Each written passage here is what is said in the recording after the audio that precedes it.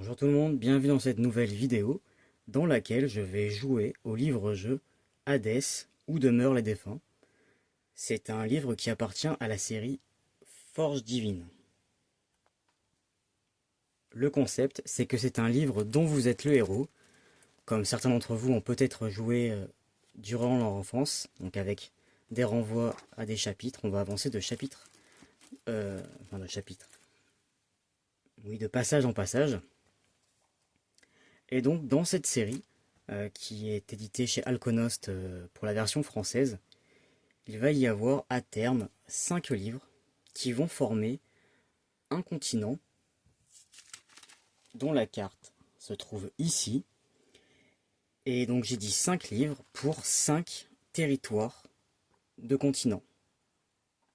Pour l'instant en français, il y a seulement Hades et Notos qui ont été traduits, mais Alconost a notifié sur son site qu'il traduirait bien les 3 prochains. Donc j'ai dit 5 livres, 5 régions, parce que c'est un monde ouvert dans lequel nous allons pouvoir avancer de livre en livre. Vous pouvez commencer par n'importe quel livre, Hades, Notos ou les 3 prochains qui ne sont pas encore traduits à l'heure actuelle en 2026. Il n'y a pas de début de fin comme la plupart des livres dont vous êtes le héros. Vous commencez vraiment là où vous voulez.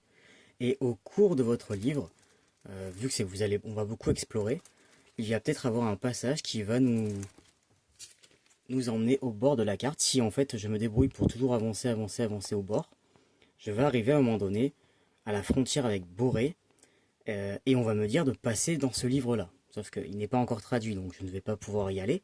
Dans ce cas-là, on fait simplement demi-tour, hein. Si jamais vous n'avez qu'un seul livre, vous faites demi-tour. Mais voilà le principe. Il ne faut pas terminer un livre pour en commencer un autre. C'est juste vous allez voyager et potentiellement vous allez passer de livre en livre au cours de la même partie. Donc c'est ça que j'aime énormément. Je ne l'ai pas encore testé. D'ailleurs je vais vous montrer le verso. C'est écrit donc par les mêmes auteurs que Fablelands. Je ne sais pas si vous connaissez, ce sont des livres que j'ai aussi et que je vous présenterai certainement sur la chaîne. Donc qu'est-ce qu'on nous promet dans cette série? Un immense monde ouvert, un livre par région, c'est ce que je vous disais, des renvois d'un livre à l'autre, une profusion de quêtes et de personnages, l'achat-vente d'objets, de maisons également, des stats qui peuvent augmenter ou diminuer, des cases à cocher, des maisons où ranger vos biens, des codes, des divinités, des énigmes, etc. Ensuite, un ingénieux détournement de la mythologie grecque. Alors c'est la mythologie grecque, pas historique, hein. Ça va vraiment être, j'ai lu sur un certain site, ils appelaient ça la mythologie 3.0, parce que c'est vraiment, il y a de la technologie, en fait, si vous voulez, l'univers de manière générale, c'est la mythologie grecque, mais à notre époque, voire dans le futur, où la technologie est partout et les humains ne croient plus en aucun dieu, en fait. Et donc, c'est les dieux grecs qui vont commencer à vouloir bouger les choses, parce que si personne ne croit en eux, ils vont se laisser mourir, en fait. Voilà. Donc, un ingénieux détournement de la mythologie grecque, un terrain de jeu si vaste qu'il abrite la plupart des personnages légendaires. Mais dans quel état les retrouverez-vous dans ce monde chamboulé?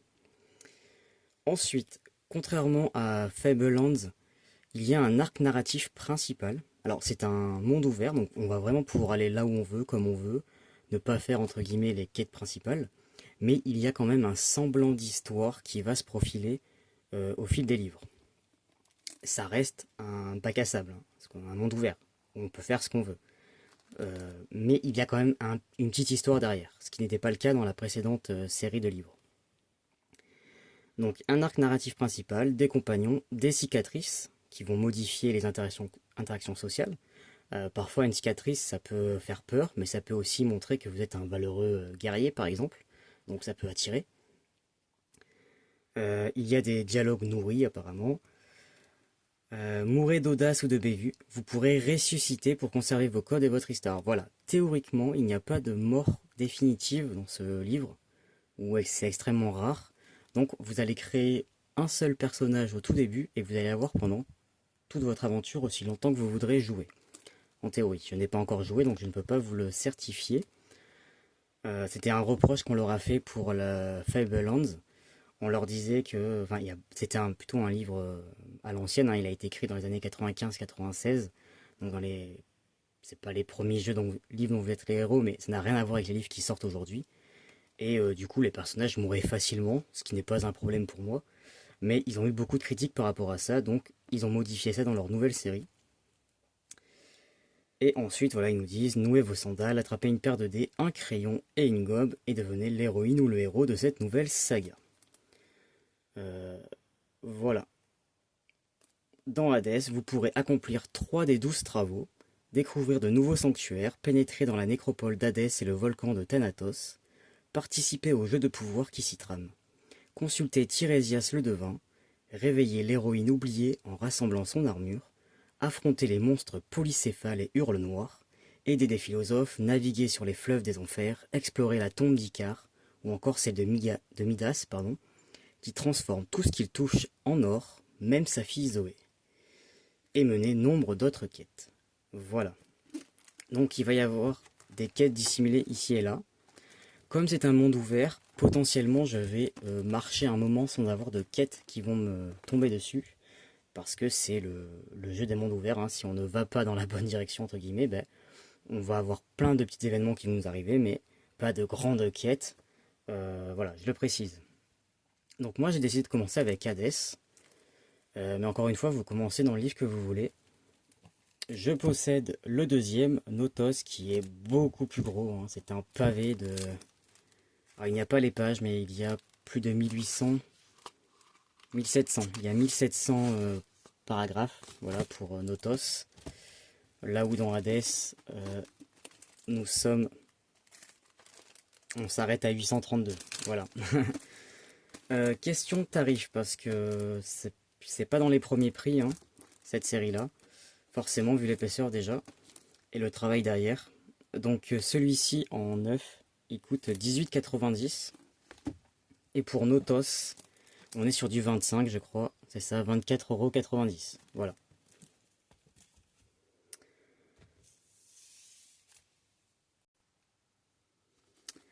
Un rapide passage sur la feuille d'aventure que moi j'ai imprimée, mais qui est disponible, hein, dans le livre.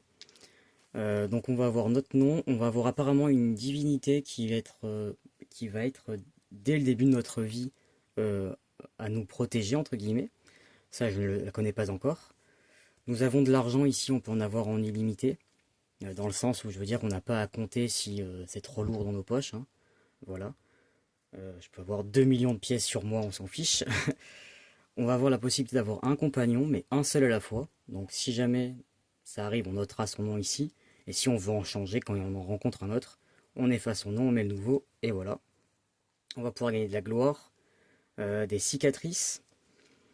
Il n'y a pas de point de vie, ça fonctionne avec des blessures. Donc si à un moment donné, on nous dit qu'on prend une blessure, en fait, on coche la case et on aura -1 à tous nos lancers de dés sur les caractéristiques. Mais ça ne se cumule pas. On ne pourra toujours, il n'y aura jamais -2, -3, -4. Voilà. Ensuite, il y a 4 caractéristiques: force, grâce, charme, ingéniosité. À savoir que je crois qu'au début, on va potentiellement avoir des points entre -2 et +2 dans ces 4 caractéristiques. Mais au fil du temps, on va progresser potentiellement avec un maximum de +5 comme avantage. Sur les caractéristiques de base, on aura la possibilité d'avoir des objets qui vont nous ajouter des bonus à ces caractéristiques, et là il n'y a pas de limite. Alors il n'y a pas de limite en bonus, hein. Si un objet, j'ai n'importe quoi, qui rapporte +4, on peut avoir +4, ça nous fait 9. Par contre, si j'ai les objets, ils vont être en fait par compétence, ils vont rapporter des bonus, par exemple sur la force. Je ne peux pas, enfin si j'ai 2 épées qui me donnent +1 en force, je n'ai pas +2. On ne peut avoir qu'un seul bonus par caractéristique. Donc si j'ai 2 épées à +1, ben en fait j'ai +1. Si j'ai une épée à +1 et une hache à +2 en force, je n'ai pas +3, je vais avoir +2 en force, tout simplement. Ensuite, nous avons une case pour les bénédictions. Ça, c'est les divinités en principe qui vont nous en donner, dans les temples généralement. On ne peut en avoir que 3 maximum à la fois. Et ça va nous servir essentiellement, il me semble, à relancer les dés une fois. Donc s'il y a un jet qui ne vous plaît pas, vous avez le droit lors d'un test de d'effacer une bénédiction pour relancer vos dés, mais qu'une seule fois. On ne peut pas prendre trois bénédictions pour un seul jet. Ensuite, il y a des malédictions. Alors là, la case est toute petite, peut-être qu'on ne peut pas en trouver beaucoup, mais là, c'est à l'infini par contre, hein. Vous pouvez très bien avoir 15 malédictions, ça se cumule. Voilà. Ici, c'est un espace pour noter les titres. Il me semble qu'on peut devenir roi, par exemple, monarque d'un territoire. Ben voilà, c'est à écrire ici. Et là, c'est une question de position. Ça va être on va nous donner un numéro à écrire ici. C'est à des moments très spécifiques. Je n'ai rien de plus à dire. Ils n'ont pas précisé là, mais nos personnages sont genrés, soit femme, soit homme, et ça a une importance apparemment dans certains passages. Si vous êtes un homme ou si vous êtes une femme, les personnes en face de vous ne vont pas réagir de la même manière et on ne va pas vous orienter vers le même chapitre. Donc voilà, à noter, ça peut être marrant de refaire l'aventure en prenant une fois un homme, une fois une femme, pour voir des passages que vous ne pourrez pas voir si vous n'avez pas le bon personnage. Euh, et enfin, de l'autre côté, j'ai imprimé, alors moi j'ai fait du copier, j'ai imprimé sur une seule page les potentiels codes qu'on va nous donner au fil de l'aventure pour qu'il n'y ait plus qu'à les cocher. Euh, c'est plus pratique. Et là, j'ai mis les codes des deux livres. Parce que si jamais on voyage d'un livre à l'autre, au moins, c'est sur la même feuille.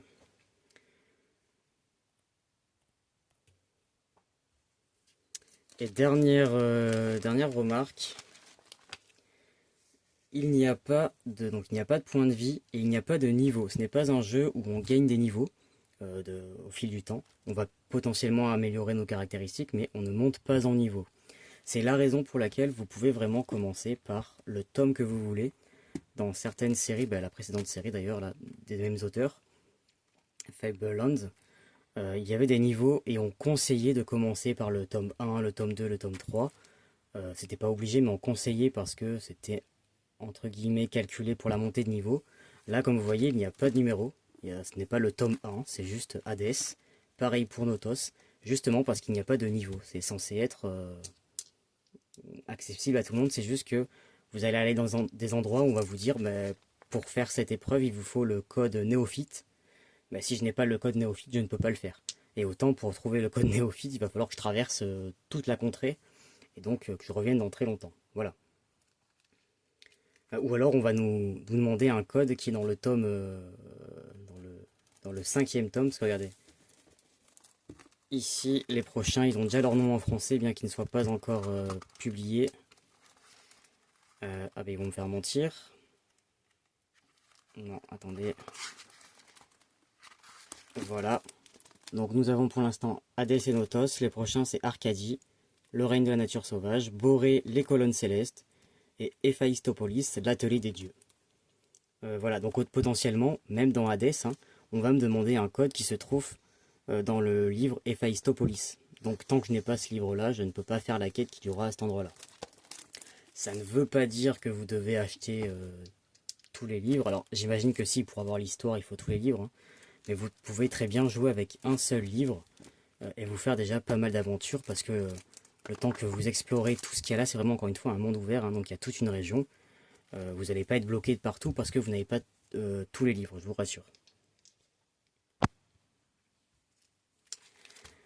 Dernier point, le système, il va y avoir des tests à faire de temps en temps. Apparemment, il n'y en a pas énormément. Il n'y a pas beaucoup de combats, comme j'ai compris. Je ne sais pas. Hein, encore une fois, je n'ai pas encore joué. Je me suis gardé la surprise pour découvrir avec vous.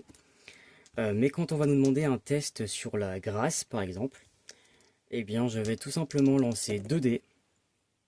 C'est un test avec un chiffre, donc test 7, par exemple. Eh bien, je lance mes 2 dés. J'additionne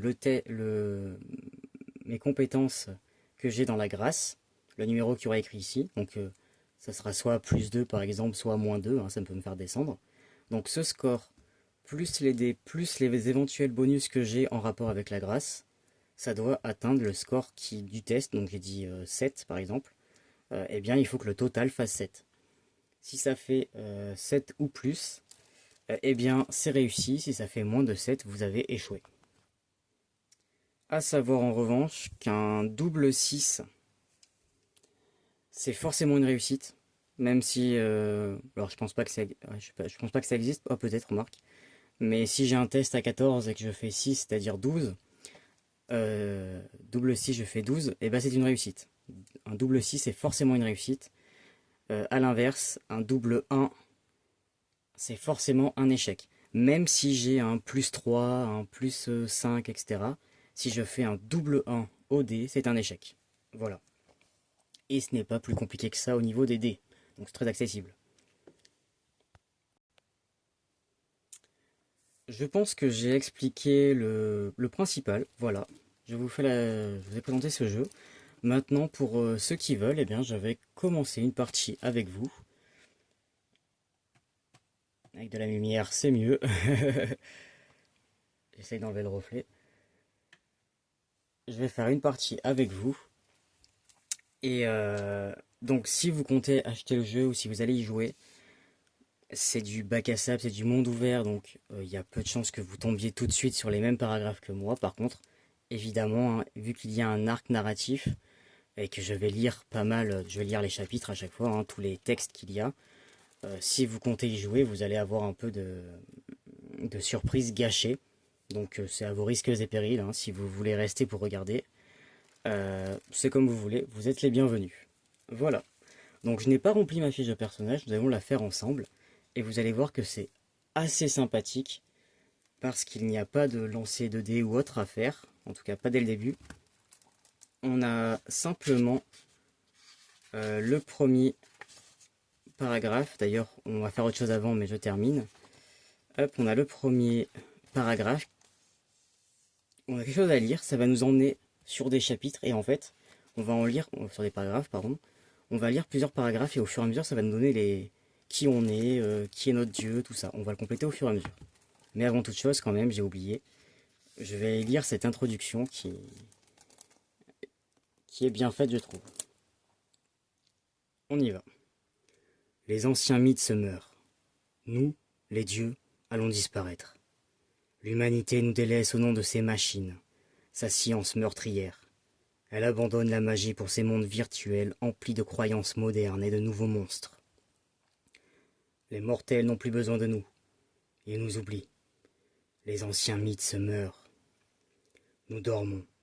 Nous rêvons. Nous sombrons dans l'éternité.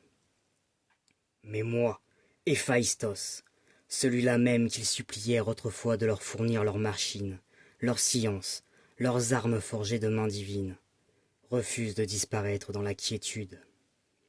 Je m'approprierai leurs nouvelles légendes, leurs univers invisibles, leurs démons de code, de toile et de réseau.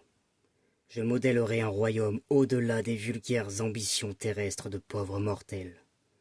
J'accaparerai leur savoir afin de donner vie à un domaine virtuel, né d'un dieu, un monde à des années-lumière des rêves éphémères et insignifiants des humains.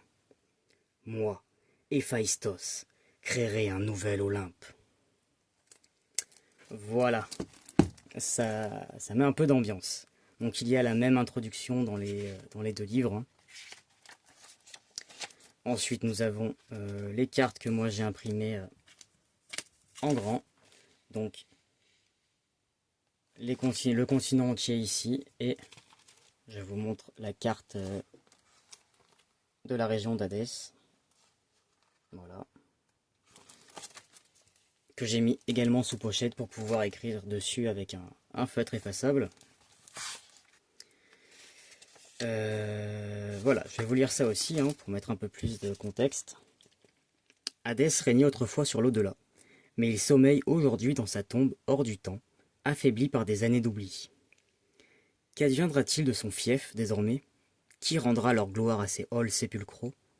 Qui soufflera les manteaux de poussière funeste étendus dans ces galeries obscures pour ranimer les morts errants, jadis en ces mornes cloîtres? Qui d'autre que vous? Et que reste-t-il dans ces enfers? Des vents glacés balaient les plaines désolées, charriant les gémissements désespérés des âmes perdues aux quatre coins du royaume des défunts. Les marées pestilentielles illuminent la nuit de leur pâle lueur nacrée, issus du plus profond d'une terre en décomposition. Les tombeaux pullulent en crocs brisés sur les landes. Les ombres arpentent les plaines en murmurant dans les ténèbres. Ici attendent les maisons des morts, dernière demeure des défunts, entre autres. Voilà, ça c'est l'introduction pour le livre Hadès.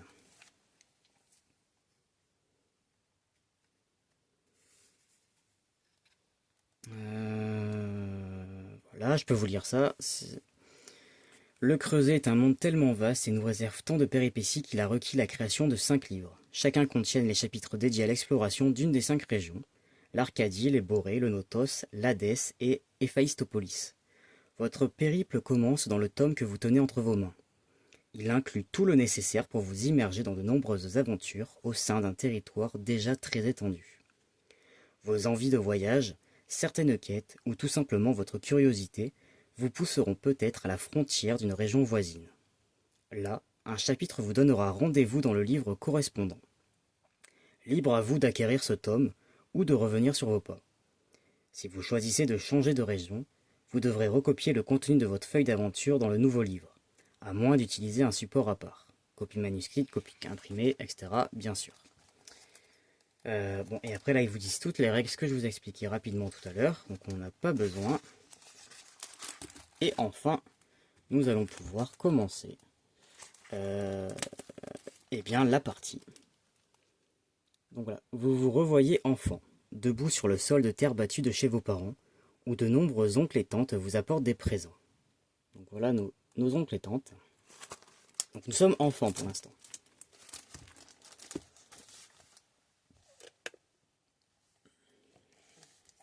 Vous vous remémorez rarement vos jeunes années, le matin en vous levant.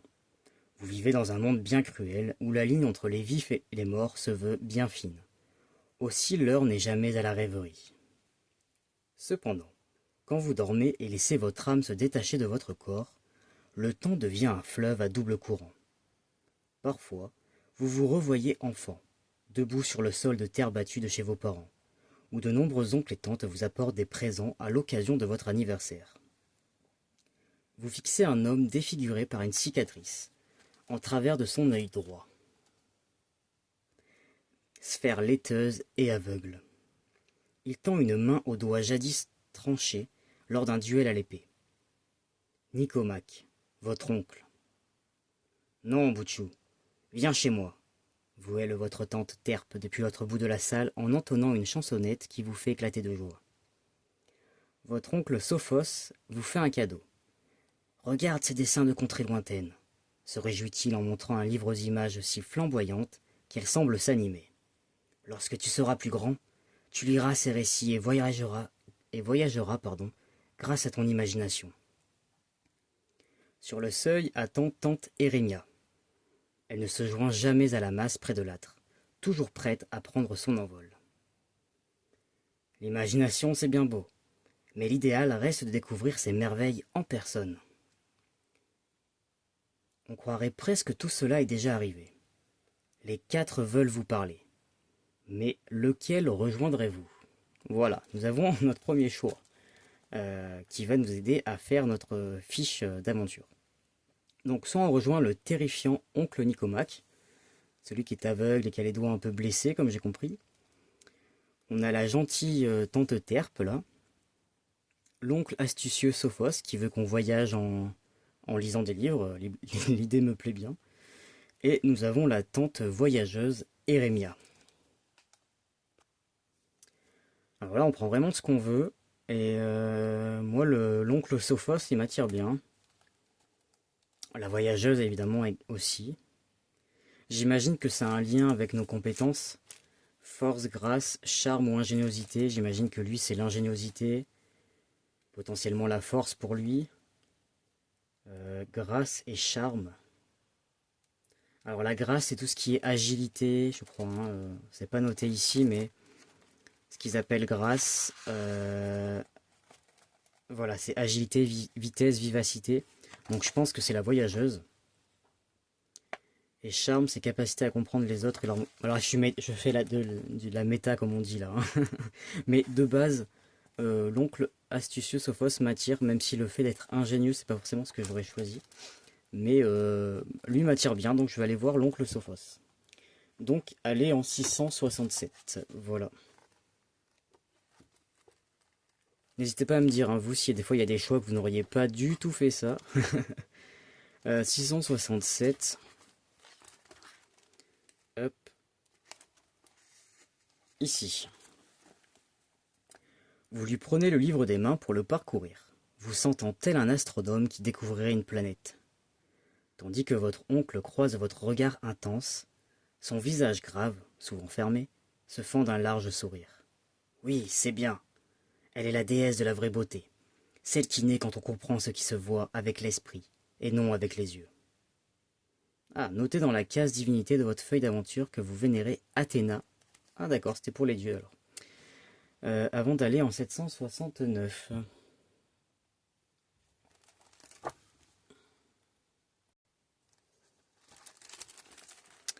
J'ai déjà oublié, je vais mettre un marque-page. Ils m'ont dit. Hop là. Athéna. Donc. Athéna.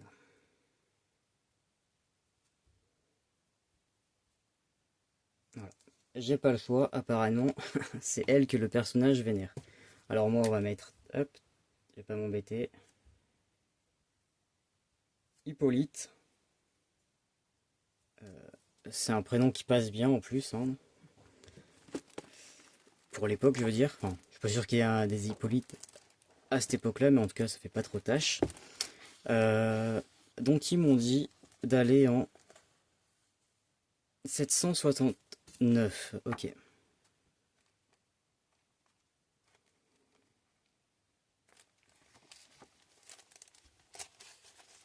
Le temps devient fluide et volatile dans les rêves. Le décor change. Vous avez grandi. Pas au point de vous considérer comme adulte, mais assez pour ne plus rechercher la compagnie d'enfants. Voilà peut-être pourquoi vos poils se hérissent quand à hauteur d'une rivière à l'ombre de sol, vous croisez des bambins en train de s'éclabousser et de rire sans retenue dans un méandre, l'un de vos endroits préférés, car l'eau y est profonde et paisible. Qu'est-ce qu'on fait? Est-ce que je les chasse? Est-ce que je les fais partir par la ruse? Est-ce que je leur montre un endroit plus attrayant? Ou est-ce que je me joins à eux? Ah, quel genre de personnage allons-nous être? Non, je vais pas être le méchant de l'histoire. Les chasser, bah, y a pas de raison, ils s'amusent, ce sont des enfants. Les faire partir par la ruse, leur montrer un endroit plus attrayant. Donc ça, c'est mon endroit préféré, ouais, il me dérange un petit peu.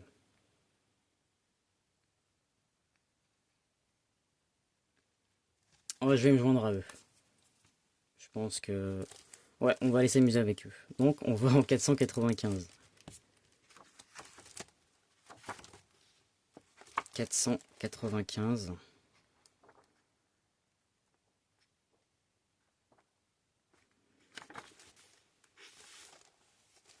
Ici. L'après-midi ne se déroule pas du tout comme prévu, mais vous jouez avec les enfants. Ils se réjouissent de l'attention d'un grand. Notez vos caractéristiques sur votre feuille d'aventure. Ah voilà, bah, je pensais qu'on allait avoir plus de chapitres que ça pour les trouver, mais non. Alors, je vais changer parce que je ne suis pas sur la bonne. En force, j'ai 0. Ok. En grâce, j'ai 0. J'ai plus 1 en charme. Et j'ai 0 en ingéniosité. Ah, ça va peut-être changer encore, non? Ok, bon, pour l'instant je n'ai pas de malus, donc ça va. Ensuite, aller au 679. 679.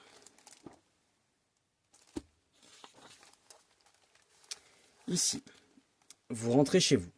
Les ombres s'allongent en géants glaciaux après la chaleur du jour. En vous voyant franchir le portail, votre père vous appelle depuis l'autre bout du jardin. As-tu fait tout ce que je t'avais demandé? Répondre oui ou faire non de la tête. Ok, on choisit. Est-ce que je suis du genre à avoir fait ce que mon père m'a demandé?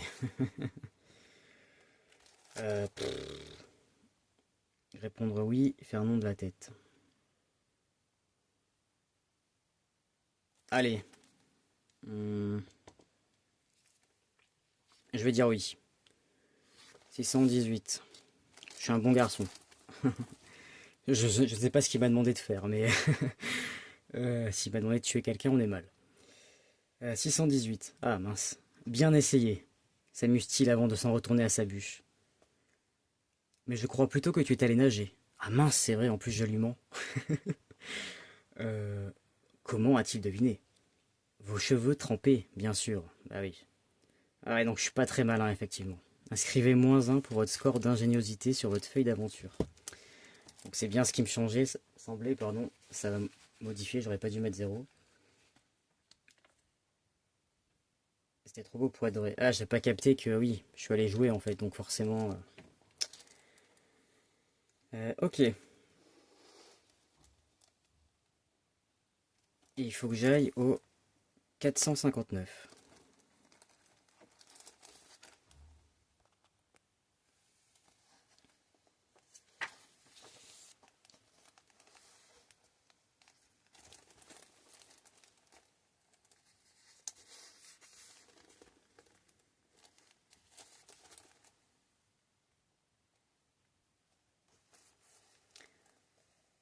Aucun feu, pardon, ne brûle dans l'âtre plein de cendres. Le ciel épouse les bleus froids d'un soir d'hiver. On dirait que quelque chose de vital manque à cette maison. Les années ont passé. Vous avez atteint l'âge adulte. Votre mère n'est plus cette force de la nature que vous avez connue, mais une vieille femme rabougrie. 2 pièces, dit-elle en vous les tendant. C'est tout ce qui nous reste pour le dîner. Vous remarquez à peine maintenant vos frères et sœurs. Tous vos cadets, blottis les uns contre les autres au fond de la salle. Donne-les-moi, mère, je nous trouverai de quoi manger. Mais comment paiera-t-il le passeur? C'est alors plein d'effroi que vous suivez son regard vers la table, où repose votre père, dissimulé sous un drap. Ces 2 pièces placées sur ses paupières sont censées lui permettre d'accéder à l'au-delà. Ouais, ça commence fort, hein. Ou faudrait-il plutôt les offrir aux dieux, afin qu'ils s'assurent de notre survie? S'interroge votre mère, tout haut. Elle paraît si désemparée, si perdue. Vous pleurez, et remuez sûrement dans tous les sens pendant votre sommeil. Ah, on n'a que 2 pièces. Est-ce qu'on achète de la nourriture parce que tout le monde a faim, comme j'ai compris? Placez les oboles sur les paupières de votre père, bah, parce que sinon, lui, d'après la croyance dans l'au-delà, il est mal. Donc si on ne le fait pas, j'imagine qu'on perd un peu en croyance, là. Faire une offrande aux dieux, ou les garder pour moi, carrément. Euh, choix compliqué. On a vraiment que ça pour manger, mais pour manger aujourd'hui ou pour manger les autres jours? Si c'est qu'un repas, on peut jeûner un peu. C'est tout ce qui nous reste pour le dîner. Vos frères et sœurs, tous vos cadets, blottis les uns contre les autres au fond de la salle. Ouais, en gros, ils sont tous ok, on a faim, quoi. Non, mais notre père vient de mourir, on va pas. On sait lui permettre d'accéder à l'au-delà. Bon, si je suis un personnage de ce jeu avec ces croyances-là, j'imagine que je mets les 2 pièces sur mon père. On peut se priver de repas un soir. Donc je vais faire ça. Placez les oboles sur les paupières de votre père. Allez, en 146. Je vais essayer de jouer, j'allais dire réalisme, dans le sens sans trop réfléchir au calcul de est-ce que c'est une bonne idée de faire ça statistiquement, etc. Je vais essayer de rentrer dans la peau de mon personnage et de jouer comme si j'étais vraiment à sa place, hein. Donc là, je me dis, c'est son père qui vient de mourir. Ils ont cette croyance-là. Ok, ils ont faim, mais on va pas le faire aller en enfer juste parce qu'on a voulu manger ce soir, quoi. Alors, votre main se fige comme l'argile au moment de déposer les pièces sur les paupières de votre père. Que Charon te porte sereinement vers ta dernière demeure, père. Tout ira bien pour nous, si nous savons que ton esprit se trouve sous la protection du Seigneur de l'abondance. Vous gagnez 1 point de gloire. Voilà, ça c'est une bonne chose. 1 point. Vos voisins ont vent du sacrifice fait cette nuit et s'en souviendront. Leurs témoignages seront le terreau de votre légende. Ah, c'est bien. Allez au 753. Je vais noter ça pour qu'on se souvienne comment on a eu notre gloire. Je vais noter là pour l'instant. 2 pièces. Ouh là là, j'écris mal comme ça là. 2 pièces. Les yeux.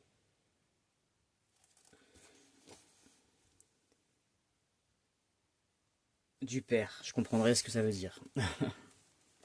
Dans 3 semaines, je suis pas sûr, mais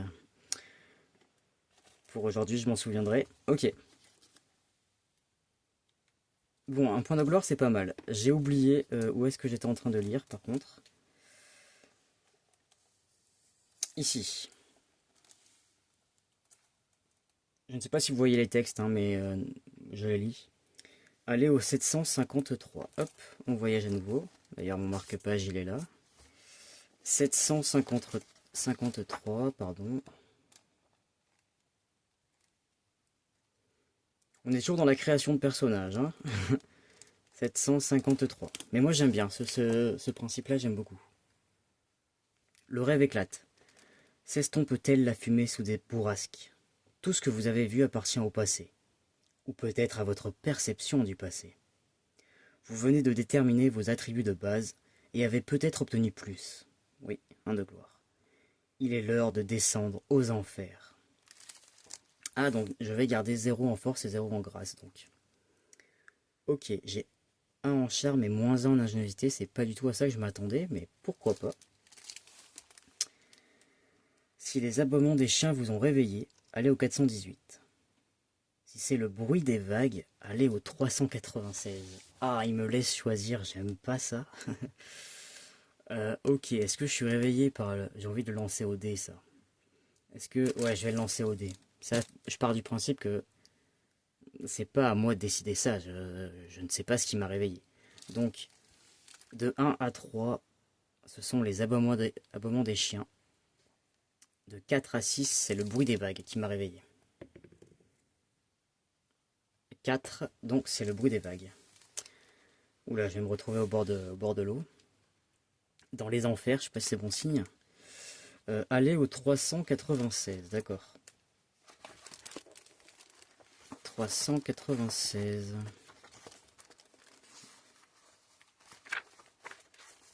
Ici. Donc je vous montre l'illustration parce que ça correspond. Sur une barge noire se tient Charon, le passeur dans son linceul. Il vous fera traverser le fleuve de larmes si vous souhaitez entrer ou quitter l'Hadès. Ok. Alors, la porte des larmes, gigantesque portique de granit sombre orné de pléthore de visages sculptés. Mères, pères, monstres, démons, dryades, centaures. La magie de la mort les anime tout comme s'ils étaient vivants, et tous pleurent à torrents. Ils inondent l'entrée de l'au-delà sous un lac de chagrin. Plus loin, sur une barge noire, visiblement faite d'ombre, se tient Charon, le passeur dans son linceul, les traits masqués par sa capuche, une longue perche à la main. Il vous fera traverser le fleuve de larmes si vous souhaitez entrer ou quitter l'Hadès. Les vivants n'ont pas le droit d'envahir les maisons des morts, mais les dieux sont assoupis, et rien ne va plus, croise-t-il d'une voix de bronze. Tu peux passer. Ok. Vous vous avancez dans les enfers, dans la cité des défunts. Allez au 696.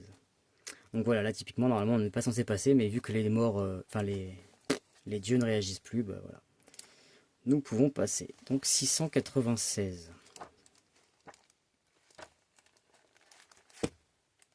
Pour l'instant, c'est assez fluide. À voir par la suite. Hop. C'était bien ça, hein, 696. Effacez les codes plantés, purs et pinot si vous en possédez un ou plusieurs. J'en ai aucun, mais voilà. Là, vous voyez, ce sont des codes en P qui commencent par la lettre P, plantés, purs et pinot. Et ben, ils n'appartiennent ni à ce livre, ni au livre Notos. Donc c'est un livre qui n'est pas encore traduit en français. Donc ben non, j'ai aucun de ces codes. Vous mettez les pieds dans une nécropole tentaculaire, la cité des morts. capitale de ces terres obscures. Au centre, une seule et unique colline constellée de tombes domine les environs à l'image d'un monument funéraire. Le palais des défunts se dresse au sommet, ancienne résidence d'Hadès et Perséphone. Aujourd'hui, les dieux dorment d'un sommeil profond.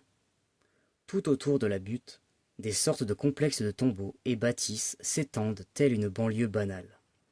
Les spectres hantent les rues le soir, à la recherche de leurs souvenirs perdus. Les pauvres. Alors là, on a 5 choix. Soit je visite la ville, soit j'atteins le pont au nord-ouest, soit je marche vers le nord-est, soit je reprends la route au sud-est, soit je trace mon destin au sud-ouest. Alors, nous allons prendre la carte. Ils m'ont dit visiter la ville. Déjà, où est-ce que nous sommes? J'ai oublié déjà. Le palais des défunts, résidence d'Hadès. Alors attendez. Palais des défunts, ici. Donc ça c'est l'Hadès, donc ce sont les enfers.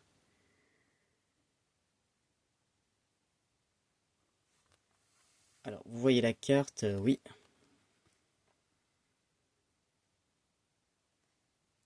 Donc au sommet, donc la nécropole, voilà, on doit être ici, nous. Donc le palais des défunts.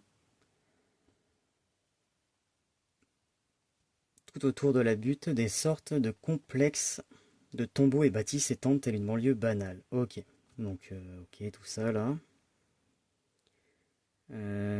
L'Achéron, donc là c'est le fleuve, par là on a dû rentrer je pense. Ok, donc nous sommes ici. Donc soit on visite la ville, soit on va au pont au nord, atteindre le pont au nord-ouest. Donc le pont qui est ici. Soit nous allons reprendre la route au sud-est. La route... Voyez-vous une route où sud-est. Marcher vers le nord-est par là-bas. Donc il y a des grandes montagnes. J'ai peut-être pas envie d'aller tout de suite aux montagnes. Soit tracer votre destin au sud-ouest. Sud-ouest, on a un ancien champ de bataille. Ok, là on a le... Tout au sud, nous avons le pont de la Haine. Ça donne envie, tiens donc.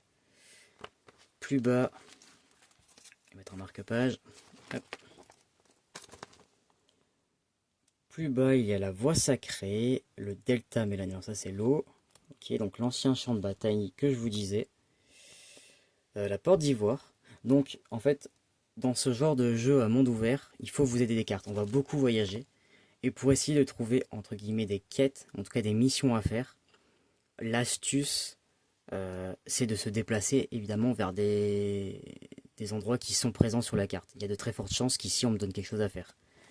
Voilà. Si je vais au milieu de nulle part, bon, il y a moins de chances. Ici, nous avons les ténèbres hurlantes. Le volcan de Thanatos, la porte des larmes, d'accord. Et là on se dirige vers Notos, si je veux changer de livre par exemple, il faut aller par là. Ok. Je pense qu'on va commencer par visiter la ville. Hein. On est là avant de bouger, on vient d'arriver, on va peut-être voir ce qui se passe. Alors, il faut retrouver la page. J'ai pris un bout de papier parce que je n'ai pas préparé de marque-page à l'avance, évidemment. Donc nous allons visiter la ville. En 10. Ok, on revient au début.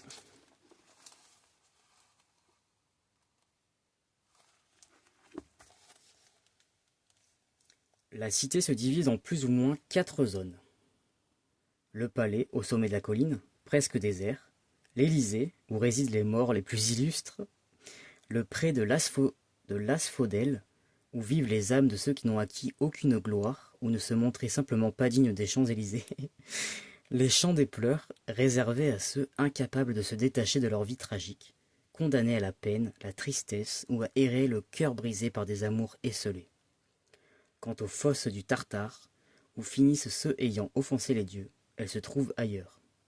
Ok, on les voit pas quoi. Non loin de la route, vous remarquez une sorte de boutique établie par un marchand bien audacieux. Ok. Donc, est-ce que je visite le marché?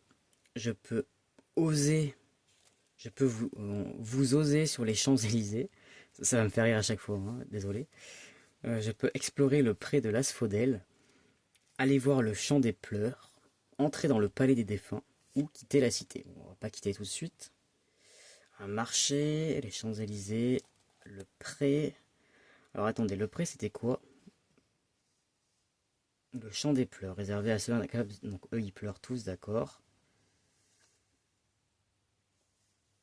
Le pré, le champ des pleurs. Donc le pré de l'Asphodèle où vivent les âmes de ceux qui n'ont acquis aucune gloire. Ah ok. Où ne se montraient pas dignes des Champs-Élysées. Ah, je ne sais pas où aller, hein. Peut-être le marché. Après tout, un marché dans l'enfer, je ne sais pas. On va commencer comme ça. Je vais mettre un marque-page, à mon avis, on va revenir là. Euh, Quand on arrive dans une ville, s'il y a un marché, bah, c'est l'endroit où on peut découvrir pas mal de choses. Et je vois qu'il y a déjà 45 minutes de vidéo. Visiter le marché 224. Je vais essayer de faire des vidéos pas trop longues, hein. 1 heure 10 grand max, je pense. 224.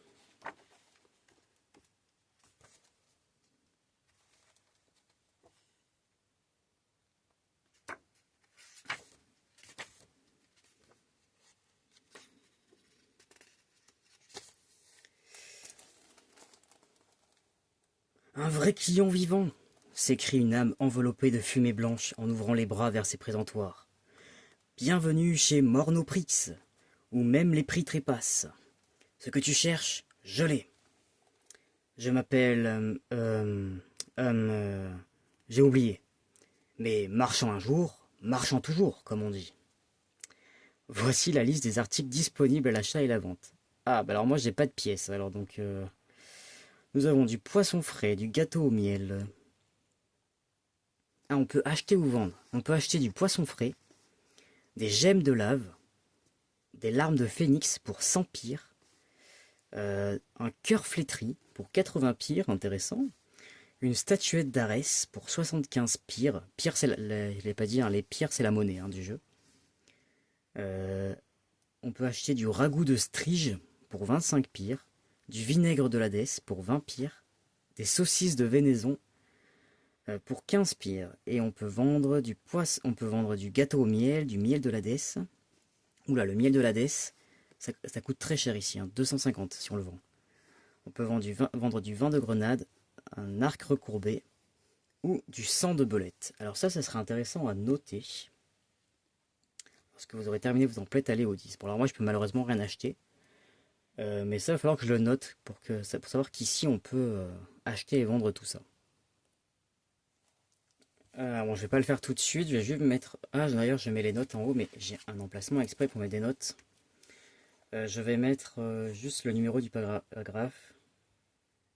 Je ferai ça après ma partie. Ville.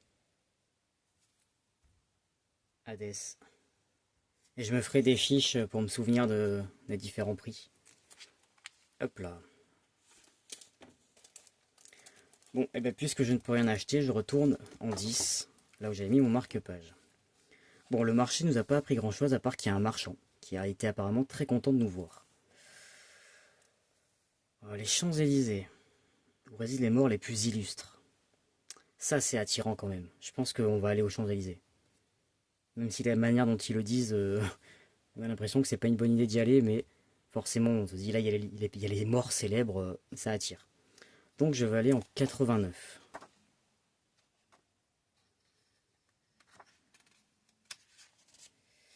Hop. 89. Si vous avez noté le code nouveauté, allez sans plus tarder au 100. J'ai aucun code pour l'instant. Si vous avez noté le code nuit, non. Autrement, continuez votre lecture. Donc là, vous voyez par exemple, suivant les codes que vous aviez, vous n'auriez pas eu à lire le texte que je vais lire maintenant. Un fleuve sépare l'Élysée, ou l'île des Bienheureux, de la nécropole. Un torrent bien atypique. Ce n'est pas de l'eau qui y coule, mais un flot abyssal de corps célestes lointains, d'étranges constellations et météores embrasés. Le fleuve stellaire. Est-ce qu'il est noté ici, le fleuve stellaire? Non, je ne le vois pas. Les Champs-Élysées flottent dans une autre dimension. Un pont relie les deux rives, menant à une île verdoyante, peut-être pas aussi luxuriante que l'Arcadie, mais toujours plus lumineuse et chaleureuse que le reste de l'au-delà. Seuls les plus héroïques, honorables, justes ou vertueux ont le droit de franchir le pont.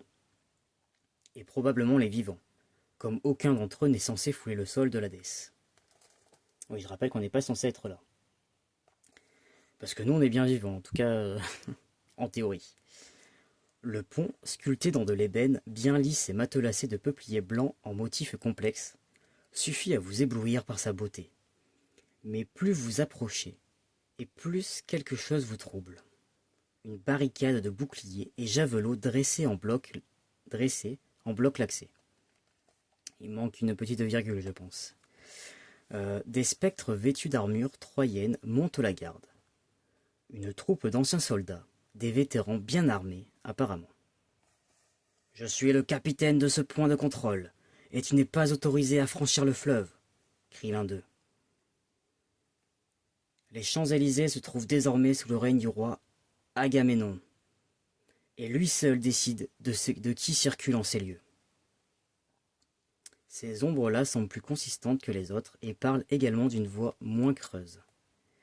Si vous avez noté le code négoce, non, sinon on vous interdit l'accès à l'Élysée pour l'heure. Oh, retournez au 10, c'est pas croyable. J'ai un point de gloire, il pourrait me laisser passer quand même. Ok, bon bah tant pis, hein, on va aller ailleurs. Donc vous voyez tout ça, ça va m'obliger à revenir en fait, c'est fait exprès, c'est cool. C'est vraiment un jeu dans lequel il faut pas avoir peur de voyager. Hein. Si vous voulez tout de suite avancer, avoir des quêtes, tout ça, c'est pas le jeu qu'il vous faut.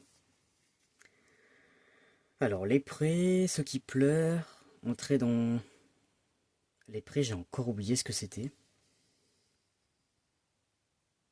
Ah oui, c'est ceux qui n'ont pas pu aller sur les Champs-Élysées.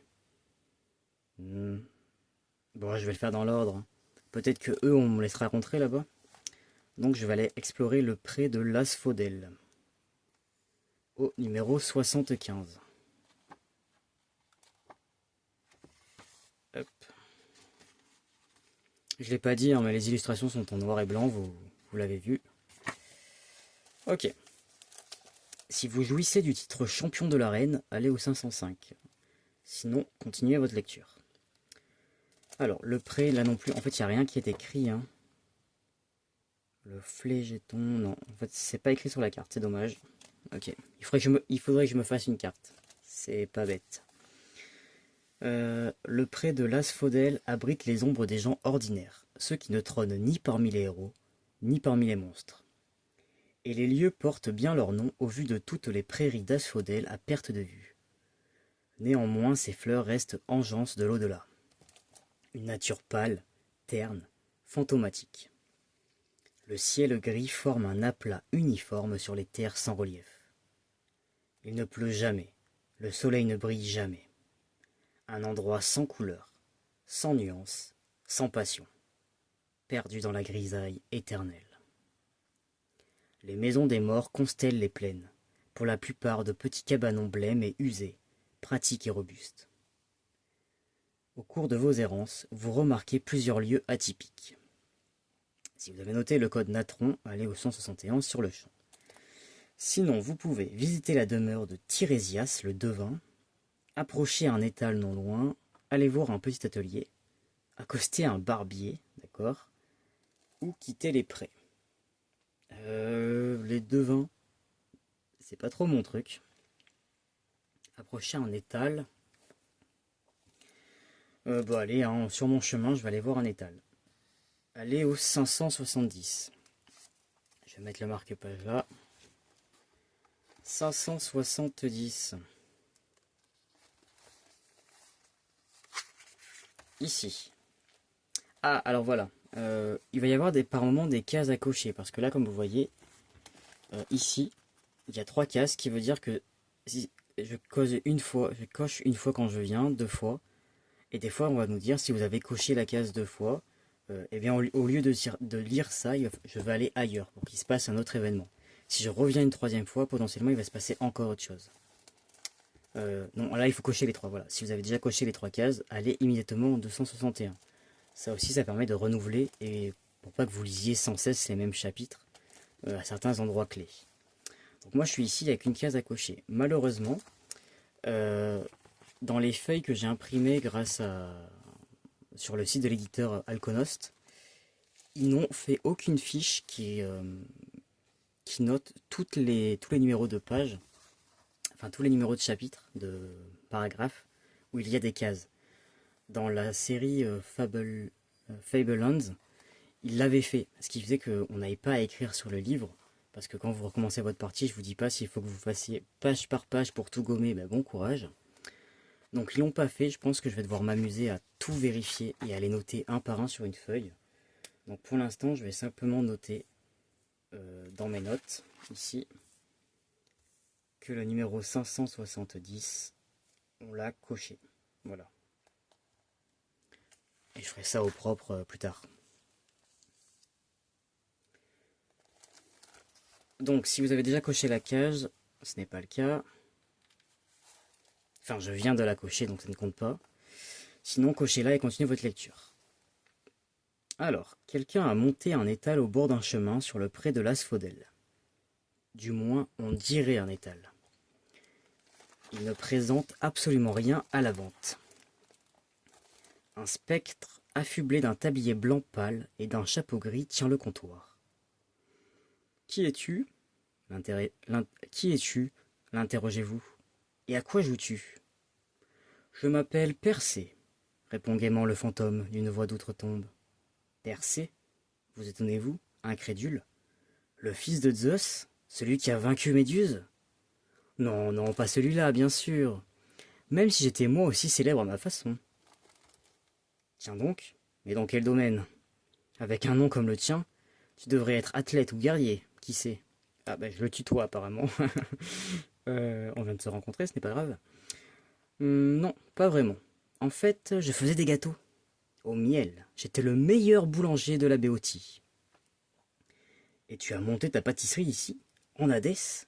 Reprenez-vous, toujours plus sidéré, en balayant d'un grand geste les steppes infinies, la grisaille et les quelques âmes de passage. Je sais, mais j'ai fait un rêve. Les moires me sont apparus, et m'ont dit, les gâteaux au miel, c'est l'avenir dans le Tartare. Ou quelque chose comme ça. Que pouvais-je bien faire ? Je ne connais rien d'autre que mon métier. C'est bien beau tout ça, mais tu n'as rien à vendre, lui faites-vous remarquer. Oui, eh bien, que veux-tu ? Où trouverais-je les ingrédients en enfer, hein ? Ah, là tu m'intéresses, vous exclamez-vous, soudain plus enthousiaste. De quoi as-tu besoin ? De pas grand-chose hormis de miel et de céréales. Si vous possédez du miel de grenade et des céréales, libre à vous de les donner à Persée. Non, j'ai pas ça. Dans ce cas, allez au 283. Sinon, continuez votre lecture. Ok, alors attendez. Comment est-ce qu'il s'appelle lui ? Persée. Ça, on va noter ça. Donc, Persée. Persée. Chant. Chant des quoi là ? Chant des. J'ai oublié.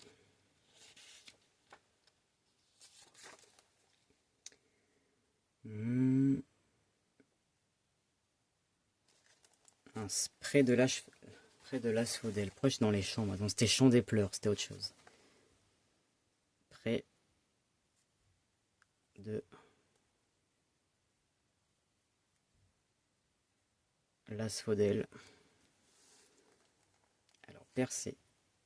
Je vais le souligner pour dire que c'est un bonhomme. Hop. Veut. Il veut quoi ? Du miel de Grenelle. De Grenelle, ouais. De grenade. Miel, grenade. Plus céréales. Encore une fois, je prendrai des notes au propre plus tard. Et donc lui, il est sur un étal, Persée, étal marchand.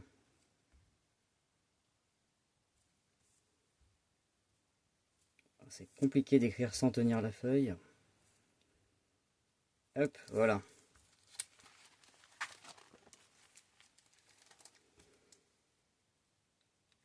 Donc si on trouve du miel ou des céréales, on peut revenir ici. Donc bah, j'ai pas tout ça. Je vais voir ce que je peux faire, lui assurez-vous. Comme plus rien ne vous attend ici pour l'heure, vous saluez Percé le boulanger et repartez au 75. Bon bah pour l'instant on visite mais il se passe pas grand chose. Allez voir un petit atelier, accoster un barbier. Je pense que là ils vont me demander plein de choses en fait, que je n'ai pas pour l'instant. Allez, on va aller voir le petit atelier. 1 heure de vidéo, je tire encore un peu. Allez voir un petit atelier, allez au 435. Mais c'est bien de tous les faire parce qu'au moins, voilà, vous avez vu, là, je vais noter les objets qu'ils veulent. Et si jamais on les trouve, ben, on saura où venir les échanger. 435. Si vous avez déjà coché les 2 cases, non. Sinon, il faut que j'en coche une. Ok. 435. Une croix. Ok. Ce serait vraiment plus pratique si on avait déjà une feuille toute prête. Hein. Je persiste. Des coups de marteau et des grattements proviennent de l'atelier. Une colonne de fumée s'évade depuis une petite cheminée. Vous annoncez votre présence une fois à l'intérieur. Un spectre arrive, affublé d'un grand habit de cuir et de protection pour le visage. Qui es-tu? Annoncez-moi ça. Qui es-tu? lui demandez-vous. Perdrix l'inventeur, répond-il d'une voix rocailleuse. Tu continues ton œuvre dans l'Hadès? Tout à fait. Et on m'a assassiné par jalousie, vois-tu? Aussi n'ai-je jamais pu assouvir mon rêve de devenir un grand inventeur. Regarde, je viens de terminer ceci. Il vous montre un petit disque de bois équipé d'une aiguille de fer qui pivote dessus, toujours tourné dans la même direction. Une boussole. Elle indique le nord, et donc tous les autres points cardinaux. Impressionnant, le philistez-vous. Mais qui t'a tué? Non mais quelle histoire! C'est mon oncle, Dédale. Le Dédale? Vous étonnez-vous, stupéfait? Exactement, le plus grand génie de son temps. Mais cela ne lui suffisait pas, ça non. Il désirait demeurer le seul et unique génie. Il m'a donc poussé du toit. Puisse Athéna lui broyer les olives. Quelle tragédie, le plaignez-vous. J'aurai ma vengeance un jour. Mais passons. En quoi puis-je t'aider? Ok, allez au 344. D'accord. 344. 344. Alors ça, je comprends jamais les chapitres où ils nous font aller sur une autre page. C'est pour pas que ce soit trop long peut-être. Alors que j'ai eu aucun choix à faire, donc ils auraient très bien pu mettre la suite après. Mais bon. Ça arrive dans plusieurs livres dont vous êtes le héros et je n'ai jamais compris l'intérêt. 344 ici. Ah si, peut-être parce qu'on peut y arriver... D'accord, si je sais. On peut y arriver par d'autres chemins où il ne faut pas qu'on tombe sur l'autre chose peut-être. Perdix, je ne sais pas, artisan et fondeur, propose de s'acquitter de diverses tâches. Si vous lui donnez du cuivre, il peut vous fabriquer un rouage de cuivre. Une dose équivaut à un rouage. Il ne demande rien d'autre en échange car il garde une partie du minerai pour lui-même. Néanmoins, il vend quelques articles de sa conception. Ok, donc lui, il vend une chouette mécanique pour 50 pires, une trompette d'audace pour 50 pires, et du vinaigre de l'Hadès pour 20 pires, sachant qu'il nous le rachète 15 pires si on veut. Ensuite, si vous possédez le titre Tueur de Lion, et ne possédez pas le Bag Naka de Némée, allez en 790. Sinon, vous n'avez rien à faire ici et retournez sur le pré de l'Asphodèle. Ok, alors lui, il veut du cuivre. Donc, je vais mettre 344.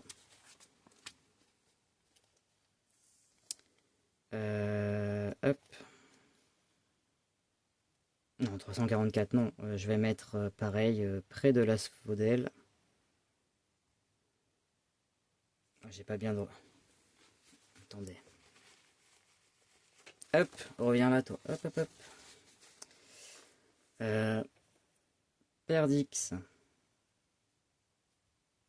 C'est un forgeron, c'est ça? Artisan?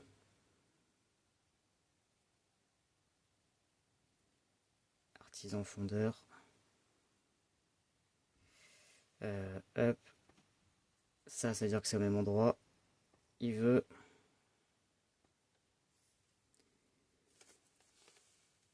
Il veut du cuivre. Contre... Rouage. De cuivre. Ok. Bon ben on retourne en 75.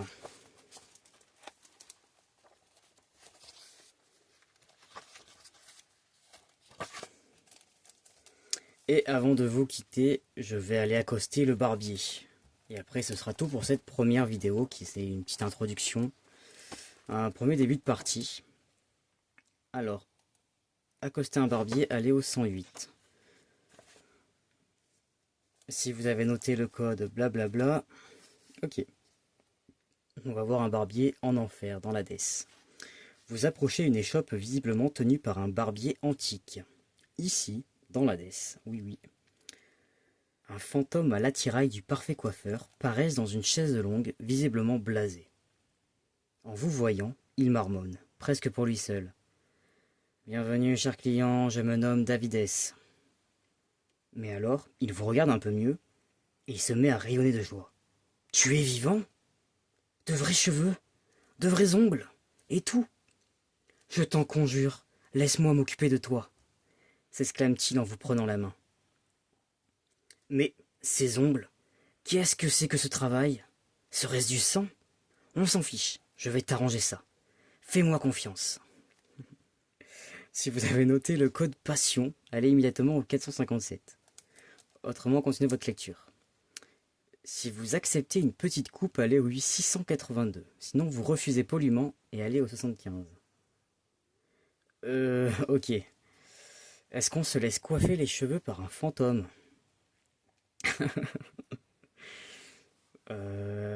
Très bonne question. Laisse-moi m'occuper de toi. Il va me faire une sale coupe, je sens. Et en même temps, sachant qu'on est dans un endroit où on n'est pas censé être plutôt. Ah, je sais pas. Est-ce qu'il va pouvoir nous couper les cheveux, vraiment? C'est un fantôme.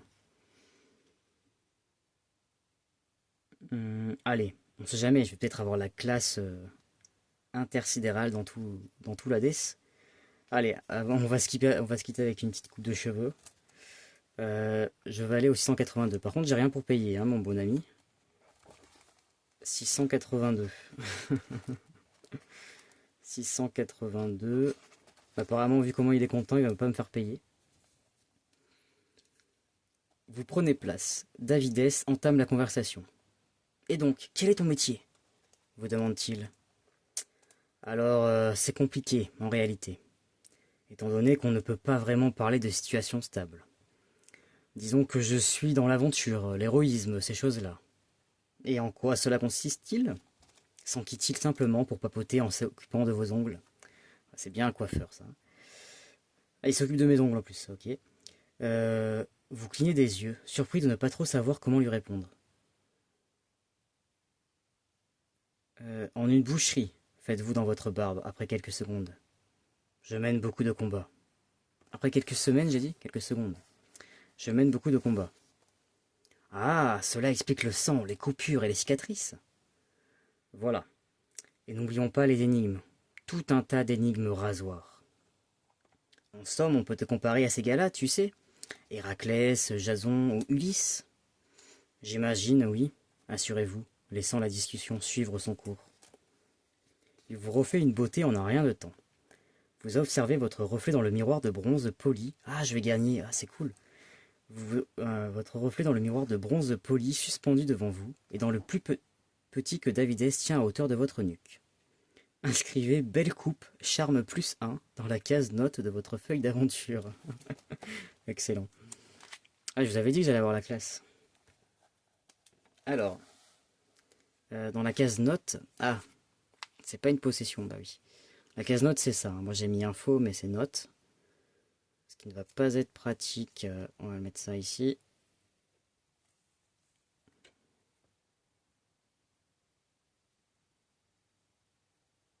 Belle coupe. Hop. Plus 1 en charme, j'imagine. Plus 1 en charme. Ok.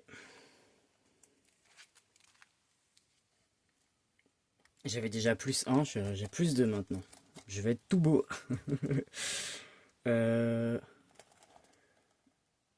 Cet avantage non cumulable, vous ne pouvez... Oui, je peux pas faire 3 belles coupes à la fois, évidemment. Vous donnera automatiquement un point supplémentaire lors de votre prochain lancer de charme uniquement. D'accord. Ensuite, vous retrouverez vite votre aspect débraillé à force de traîner par monts et par vaux.